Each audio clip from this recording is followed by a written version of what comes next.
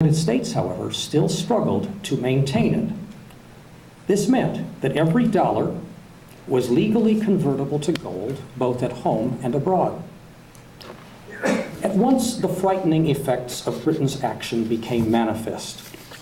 Gold flowed in record quantities out of the United States, $712 million in 6 weeks, and that was a lot of money in those days. If the British pound sterling fell, many wondered, could the embattled dollar be far behind? Moreover, many nervous American depositors now withdrew currency from our banks, thereby helping to generate a tsunami of bank failures. 512 American banks failed in 1 month, October 1931, the month after Great Britain left the gold standard. Bank reserves in this country plummeted by over $1 billion, an enormous sum at that time, in just 6 weeks. Hoarding set in, and the nation's credit structure became more paralyzed than ever. And now, against this disconcerting backdrop, the federal government's deficit was reaching a staggering magnitude. So I ask again, what was the President of the United States to do?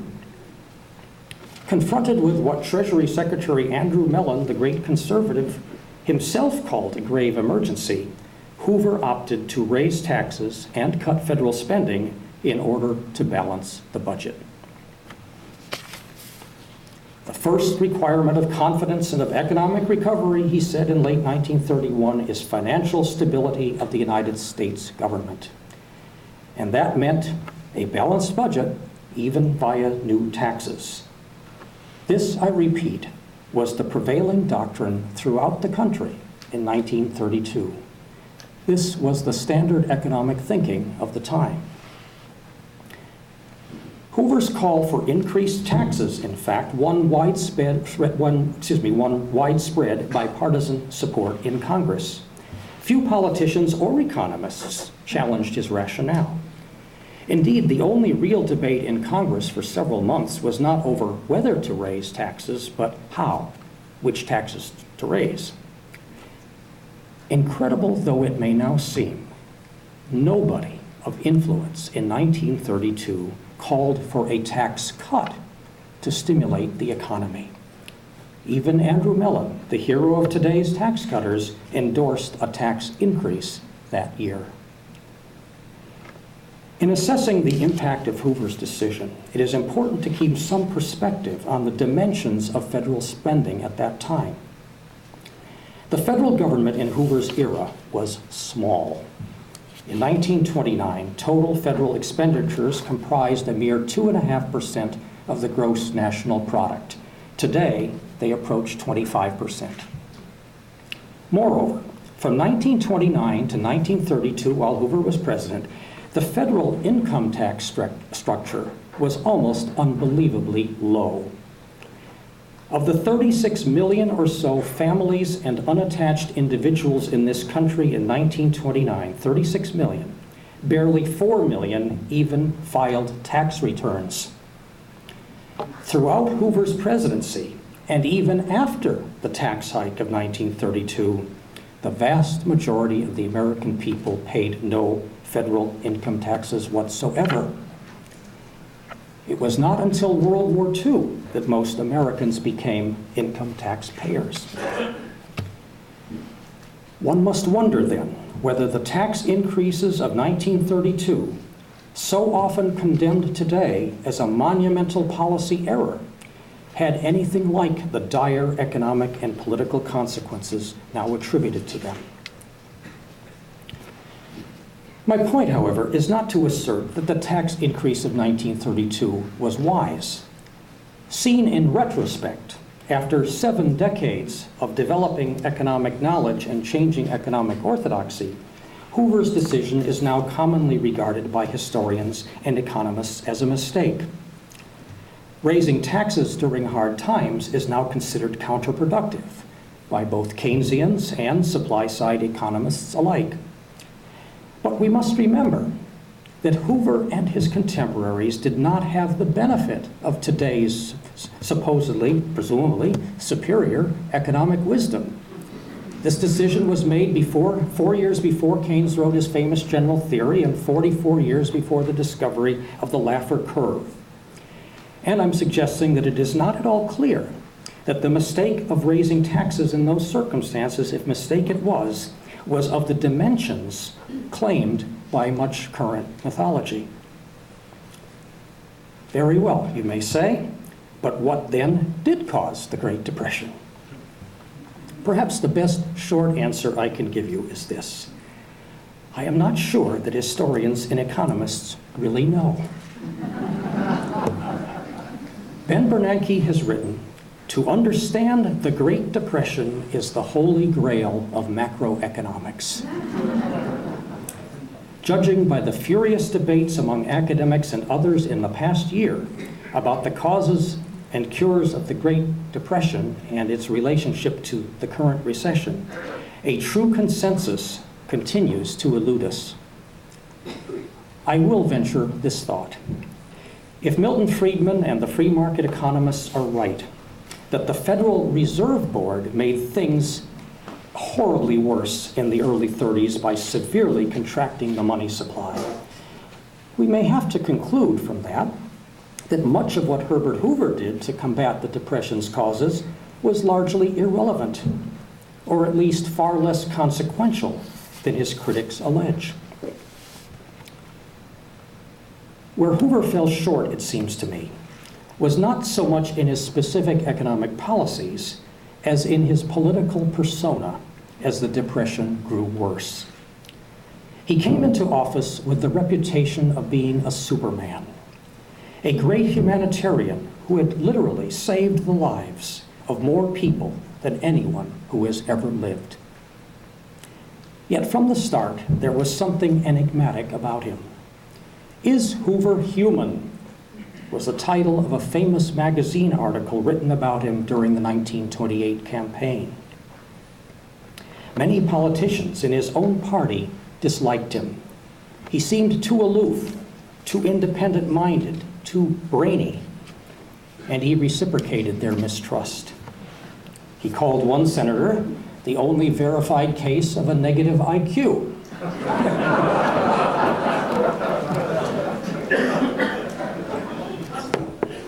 On one occasion, while president, he whimsically remarked, "There ought to be a law allowing the president to hang 2 men a year and without being required to give any reason." When his granddaughter was born, his first reaction is supposed to have been, "I'm glad she doesn't have to be confirmed by the Senate." Hoover, I think all will agree, was supremely conscientious as president. He worked prodigiously at his job. Oh, how he worked. From 6 o'clock in the morning until 10 or 11 o'clock at night, 7 days a week, the battle against the Depression consumed his energies to the point that his personal physician was worried that he might suffer a collapse. In a 7-month period in 1931 and 1932, he took not a single day off. But as the nation's suffering increased and burst beyond the capacity of the traditional relief system to alleviate it, this aggressive introvert, as he has been called, seemed unable to communicate empathy, a skill we now expect of our presidents. You will not find many photographs of President Hoover grinning broadly.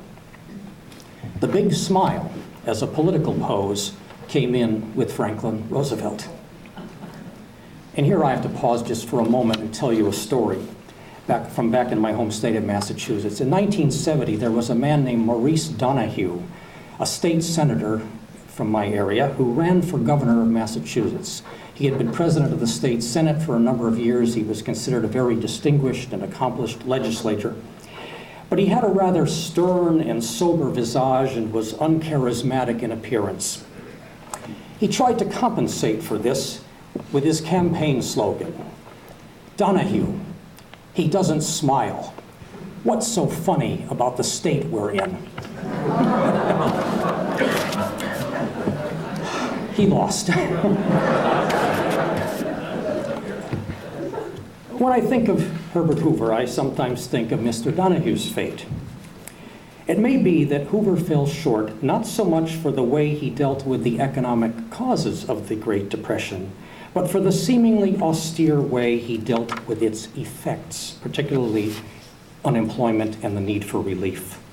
He truly cared, I believe, but it did not show enough, and for that he paid a steep political price. I leave you with these final questions. What are the overriding lessons of the Hoover presidency? On what grounds may he properly be criticized? For intervening in the economic crisis too little?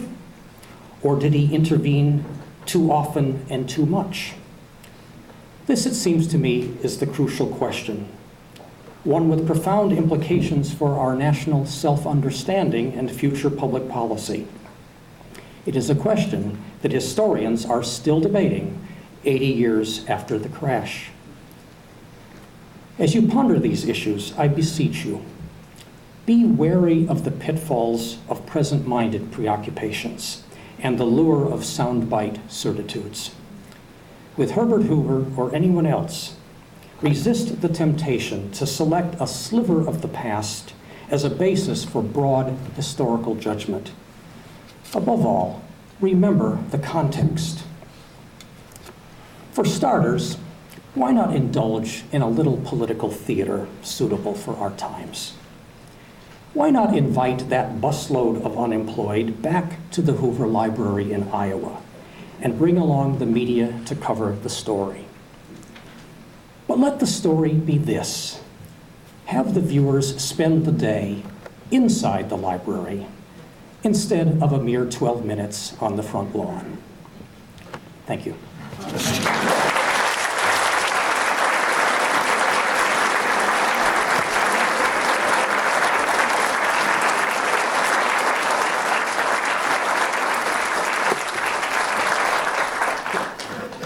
Please, did you want to say something or start off? Yes. George, I have a question for you. You know, you have spoken in a very interesting way about the relationship between Franklin Roosevelt and Herbert Hoover in 1920. And it's quite a different picture of the relationship, say, from 1932. Could you expound on that? Right. Oh, okay, yes. Well, if I may mention, I'm writing a book on the relationship between Hoover and FDR. We all know that they were political opponents, but what most people don't know, and what Gleaves is alluding to, is that early on in their careers in public life, they were friends. They became acquainted during World War I when both served in the Woodrow Wilson administration. And they were not intimate friends, but they were cordial and dined occasionally. They had mutual friends and so forth. Well, pardon me. In 1920, Woodrow Wilson, excuse me, although invalided really at that point from a stroke, wanted to run again for a third term. Well, this was impossible, but the desperate Democrats were looking for someone who could pick up his mantle and be his political heir. They needed a candidate for president. And Hoover, who had served in the Wilson administration as food administrator and then as relief director in Europe, had a tremendous positive reputation at that time as a kind of nonpartisan administrator. And he also was thought of as a progressive. Franklin Roosevelt went to Hoover with another man and urged him to run for president as a Democrat. And they said they thought he had a real shot at getting the nomination. And I have concluded from my research that if Hoover had accepted that plea, he might very well have been the Democratic nominee for president in 1920. But Hoover really didn't trust the Democrats. He said there were too many radicals in the Democratic Party, there were too many reactionaries in the Republican Party, and for a while he basically didn't take sides and said, I'm an independent progressive, and I'll throw in with the party that has the more progressive platform. Well, ultimately, he went back to his pre-war progressive Republican roots and became a known Republican and rejected the temptation, the offer to go over with the Democrats. Well, as this was unfolding, someone came to Franklin Roosevelt, pardon me while I clear my throat, and said, you know, we Democrats are desperate, but I have the perfect ticket. Hoover of California for president and Franklin Roosevelt of New York for his running mate. Roosevelt liked that idea. he said, go to it. That sounds like a pretty good thought and so forth. And he let this Democratic activist, who was Justice Louis Brandeis's nephew, go out and kind of start beating the drums for a Hoover-Roosevelt ticket. Well, that tells you something. Roosevelt admired Hoover, and in fact, at the beginning of 1920, he wrote to a friend of Hoover, he says, I wish we could make Hoover President of the United States. There could not be a better one. And I'm quoting verbatim there. So Hoover and Roosevelt were not only friendly at that point, but Roosevelt was an admirer of Hoover. Mrs. Roosevelt, who was very serious and high-minded, I think is perhaps more attuned to Hoover's personality than FDR was. Mrs. Roosevelt had great respect for Hoover. So there was a moment then when I think maybe Hoover was tempted and toyed with the idea, and we might have seen a Hoover-Roosevelt ticket of all things in 1920. Well, Roosevelt in a way got his wish. He was the vice presidential candidate, some of you trivia buffs will remember, with Cox of Ohio, but of course Roosevelt and Cox lost the election to Harding and Coolidge. Hoover and Roosevelt remained friendly through the 20s, but various things started to happen in the 1928 campaign and afterward, which made each of them feel that the other was not behaving in a gentlemanly manner, that each was becoming really too partisan. I could go on at some length about the details I won't here, but at any rate, the friendship started to taper off, although there was a certain amount of public formality and so on involved. And of course, eventually they not only became political enemies, but those personal misunderstandings and friction really curdled the friendship, and they never really were friends again. They never met again after the day Roosevelt was inaugurated, but there was some indirect contact between them, and well, again, that's part of a story that I'll be telling in a book that I'm writing. But that, I think, probably sufficiently answers the point that most people don't know, that Roosevelt and Hoover were socially friendly, and that Roosevelt wanted Hoover to run, and he even wanted to be Hoover's running mate, I believe, in 1920. So, is there perhaps another question out there, or how do you want to proceed? I see one in the middle. Yes, sir. You mentioned Harry Truman. How did Truman and Hoover get along? They got along pretty well. As you know, or may know, Hoover and Roosevelt never met after 1933, so when Roosevelt died in 45, Truman brought Hoover to the White House a few weeks after Truman became president. That was the first time that Hoover set foot in the White House since his departure on March 4th, 1933. And I think partly Truman was was trying to make a gesture. After all, FDR just died, the war was still on. Hoover was a major leader of the opposition. Also, Truman felt that FDR had not treated Hoover rightly. He said, I think I'm going to try to quote fairly closely now, he said, Hoover's politics may be to the right of Louis XIV. You can hear Harry Truman saying that, but by golly, he was still president of the United States and he deserves respect, or words closely to that effect. And he didn't think that FDR had treated Hoover right. So Truman and Hoover had a subtle bond in that they both, I think, had grievances against FDR. I think Truman felt that FDR had kept him in the dark in those few months that Truman was vice president. So that was one bond. But I think partly Truman thought, I have to make a gesture to Hoover. And he didn't have the animus that had built up against Hoover the way that FDR had. So Truman brought Hoover back into public life. Now, it started with that White House meeting in 1945, but in 1946, much more significantly, Truman asked Hoover to go abroad to, I think, 38 nations, and Hoover was in his 70s, to do a survey of the famine needs around the world in the wake of World War II. And Hoover pushed himself and went, and I think it wasn't a terribly pressurized airplane. I think he suffered hearing loss because of it, but he went around the world and surveyed the needs, met with world leaders, made the pitch that those nations with excess food should send it to where it was needed, etc. And Hoover came back and reported to Truman. This was Hoover reprising the great role that had made him famous before he was president, the role of the nonpartisan humanitarian. So Truman had a lot of respect for Hoover. They didn't agree politically. There was a speech that Truman gave in 1948. It might be the one that I quoted from when he was talking about the Hoover cart. But anyway, Truman was lambasting Hoover, and Hoover was puzzled. And he said, this man's my friend. How can he say this about me? And I think Truman's excuse was, well, I didn't write it. I was just reading along. But one other thing I should certainly mention in terms of that Hoover-Truman relationship, and that is in 1947, when the Republicans controlled Congress, a commission was set up to reorganize the executive branch that had gotten so bloated with World War II and the New Deal and so on.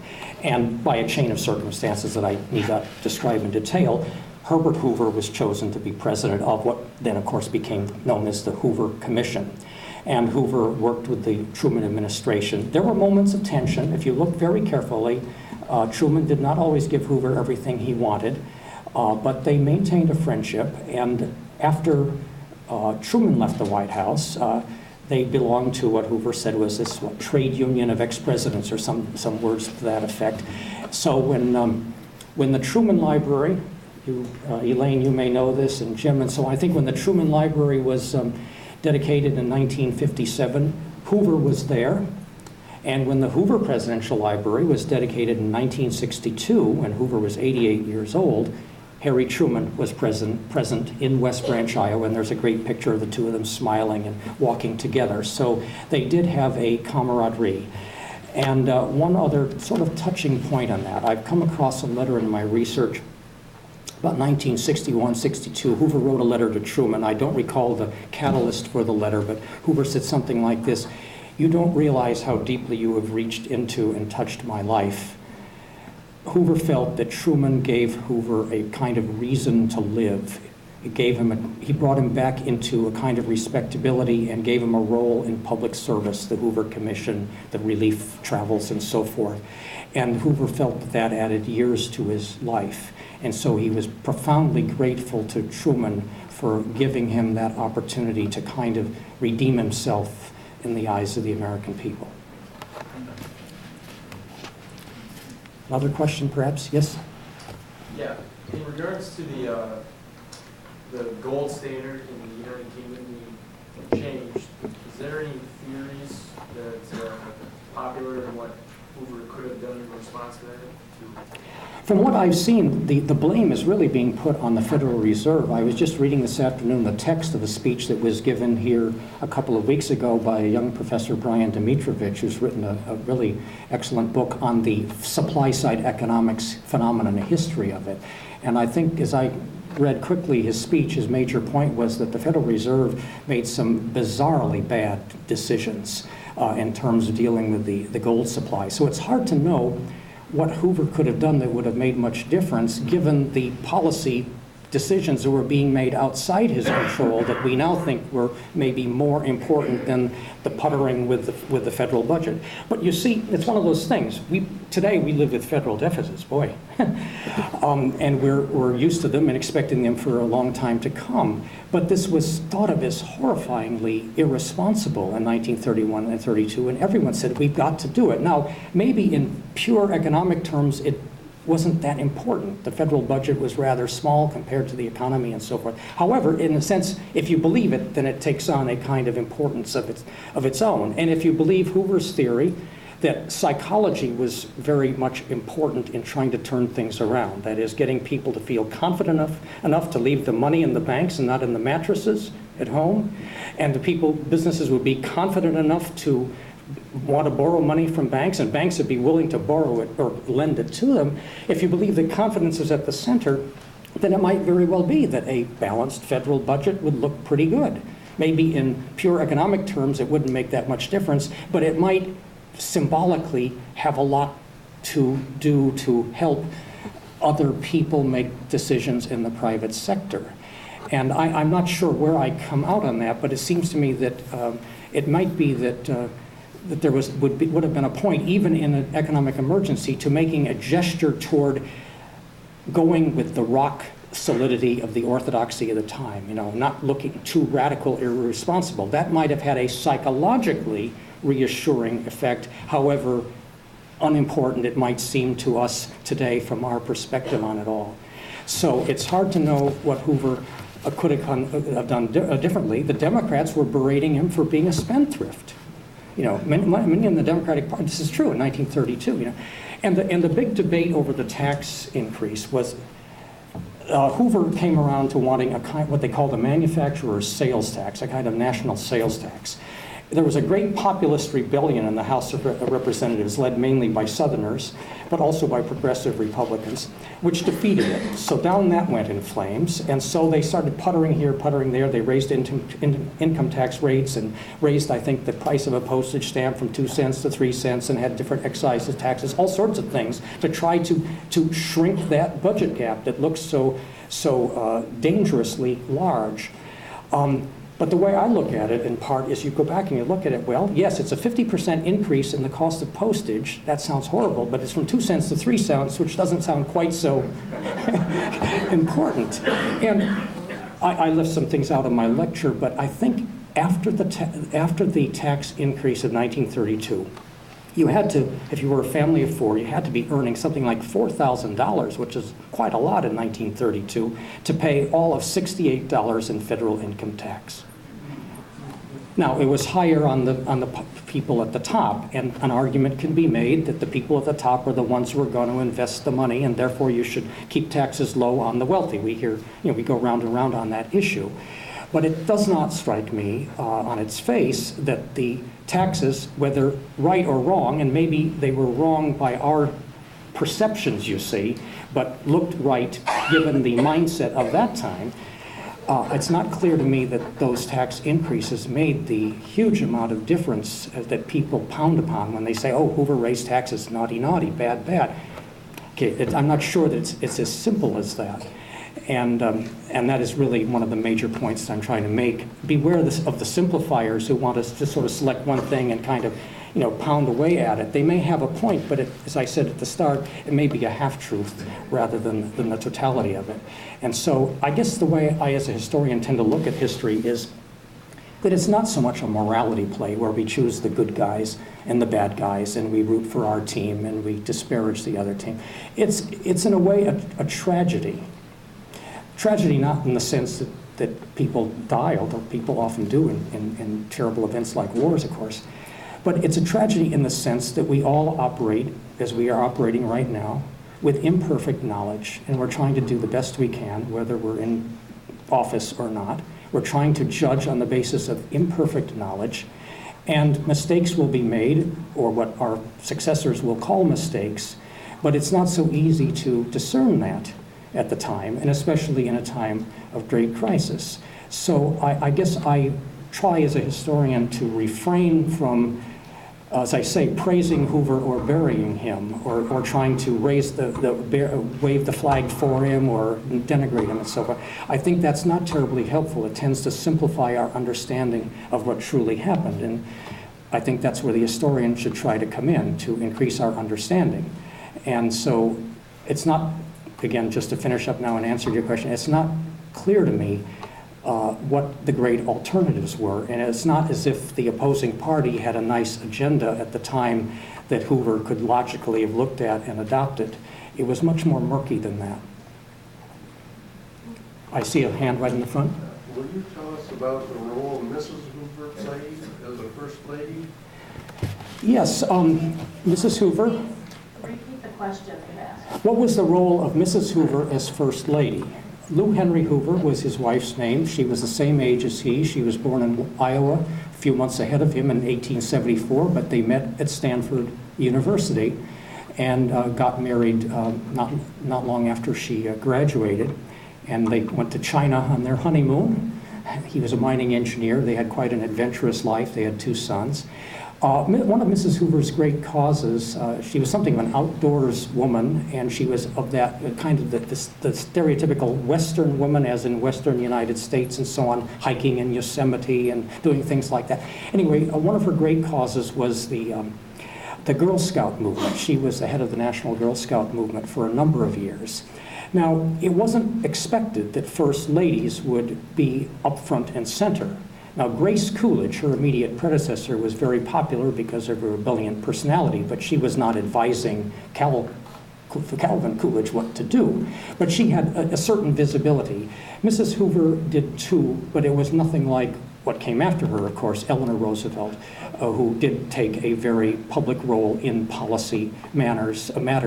So Mrs. Roosevelt didn't have a terribly high profile, but she was, I think, a respected First Lady, and so she she wasn't expected to, as I say, intervene or become, go on talk shows if there had been such, or that kind of thing. She made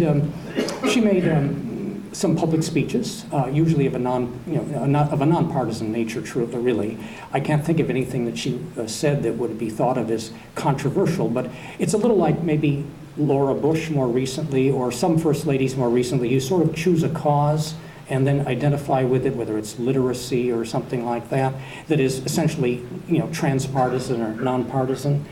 So Mrs. Hoover's great cause was the Girl Scout movement. Now, it might interest, well, as First Lady, she might have been de facto the head of the Girl Scout movement, but she had been before, and I think for a few years later. And I found a photograph, which I may include in my book in due course, of Mrs. Hoover and Mrs. Roosevelt when they met at a Girl Scout convention, I think in 1939, both in uniform, and they're yucking it up. They're all smiles. I can't find a photograph of Herbert and Franklin like that.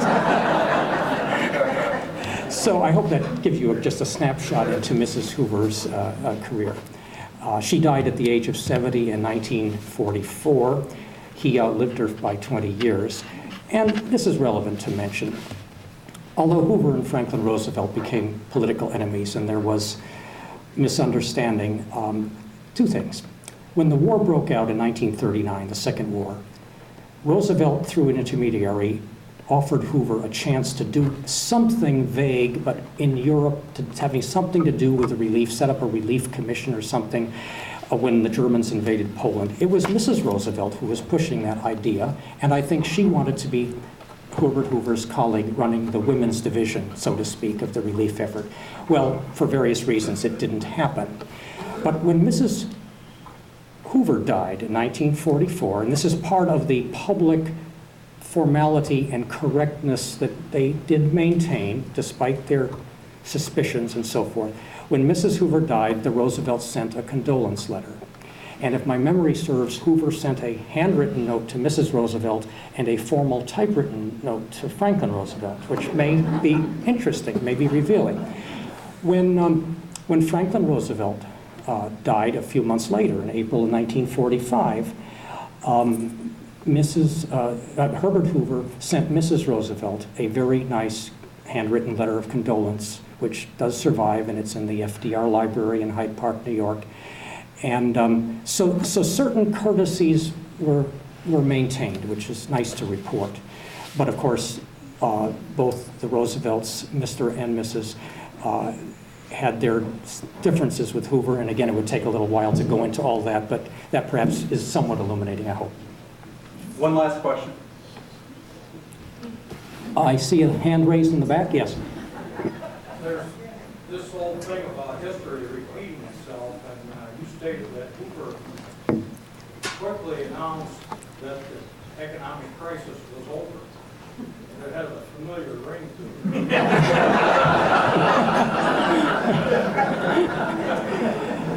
Well, I'm not sure there's a question mark at the end of that. Well, you see, he wasn't alone. I won't talk about current events, but he wasn't alone in thinking that. It looks terrible on paper now. Oh my goodness, Hoover said that. Incidentally, he never said prosperity is just around the corner. But he said things that, in essence, said something like that, very close to that, in those few months after the crash, before it was obvious that the thing wasn't going to turn around, and that the economy was heading downward rather than upward again. And as I say, he paid at the time, and he paid among historians for saying such things that were so far off the mark. But again, it was not until considerably later that the Great Depression became the Great Depression in public perception. It was really about 2 years into Hoover's presidency. In the first 2 years, I would say, and just sum up like this, in the first 2 years of Hoover's presidency, he was in a way ahead of the curve.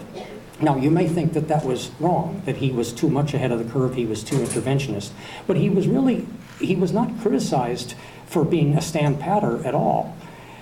But once the Depression really weakened in 31 and 32 and the relief issue rose and Hoover resisted the federalization of relief, increasingly he was pilloried, and increasingly people started moving to his left, and he began a kind of defensive operation trying to hold the tide back, what he thought of as the socialistic tide that was coming. So the Hoover that many of us remember and stereotype, Hoover, the doer, the reactionary even, and so that's the later 2 years where he's resisting what becomes the New Deal tide, although he took considerable steps. I didn't even mention the Reconstruction Finance Corporation and some other major measures in the last year of his presidency, which, rightly or wrongly, were significant intellectual bridges toward the New Deal.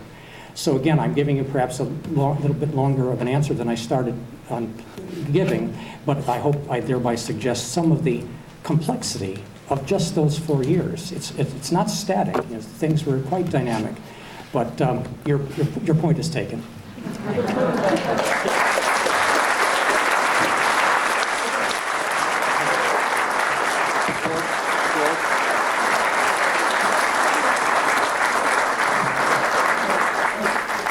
You don't get off the stage yet. Not yet. We're not finished with you. I think as appreciation for George Nash coming to Grand Rapids, giving such a great talk, we would like to give you a token of our appreciation. He's going to get a Ralph Hauenstein tote bag.